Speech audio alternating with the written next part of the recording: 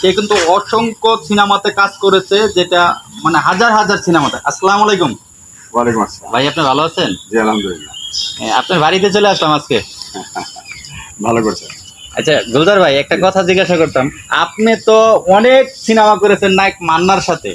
হ্যাঁ, মান্না তো আসলে যেটা না বললে না হয়, সে লুকটা কেমন ছিল?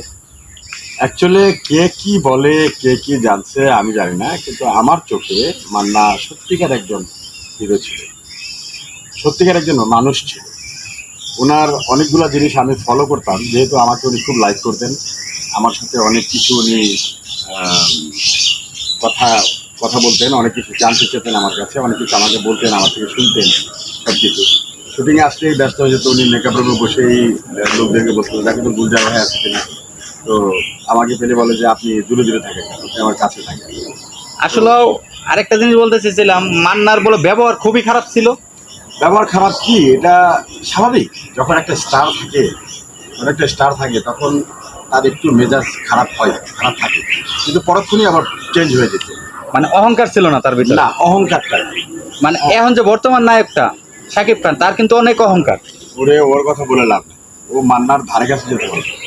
তাই মানে এই শাকিব খান কি মান্নাকে দিয়ে উঠেছে কিনা, না অন্য কাউকে দিয়ে উঠেছে? না, এটা উঠছে গড গিফট, এটা আল্লাহ ওর কপালে লিখে দিয়েছিল, যার কারণে উঠছে।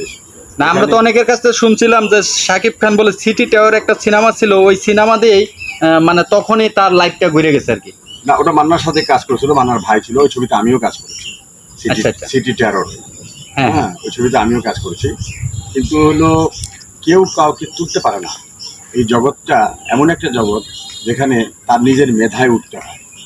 হ্যাঁ, সেই মেধা খাটিয়েছে শাকিব খান। আচ্ছা, আপনার তো মান্নার সাথে অনেকদিন কাজ করেছিলেন। আপনি কি মান্নার বাড়িতে গেছিলেন কখনো টাঙ্গাইল? আমি না, তার বাড়িতে যাওয়া হয়নি। তার মৃত্যুর পরে কবর দেখতে গেছিলেন? না, আমি ওখানেও যাইনি। তবে আমি টাঙ্গাইলে অনেক কাজ করছি, অনেক ইতে গেলাম, ওনার কবরস্থানের পাশে দিয়ে আমি গেলাম, কবরে যাইনি। আর যেহেতু জানাজাতে আমি ছিলাম, শাকিব খান ছিল না, এটা 100% সত্যি। মানে শাকিব খান জানাজার ছিল না? না, কি বলেন? উনি ওনার জানাজাতে আসেন। আমরা তো অনেক ফুটেজ দেখেছি যে শাকিব খান কান্না করতেছে, এই করতেছে। প্রশ্ন ওঠে না, একটা ফুটেজ আমাকে দেখান, কোনো ফুটেজ উনি ছিল না। তাই নাকি? হ্যাঁ, উনি আসেন। মানে শাকিব খান মানে মান্না মরাতে শাকিব খান আরো ধরা যায়, তাহলে খুশি ছিল? আমি জানি না খুশি ছিল কিনা, কিন্তু ওনার জানাজাতে আমরা প্রায় লক্ষ লক্ষ লোক হবে, লক্ষ লোক।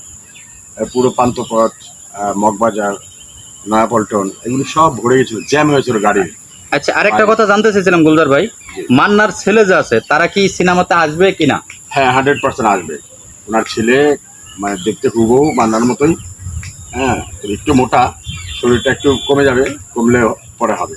আর ভাবি, উনি যে বিমানবালা ছিলেন। আচ্ছা, আচ্ছা। হ্যাঁ, বিমানবালা ছিলেন উনি। মান্না মারা যাওয়ার পর থেকে আর তো উনি বিয়ে করেননি, উনি সন্তানকে নিয়ে আছে। তাই নাকি? হ্যাঁ।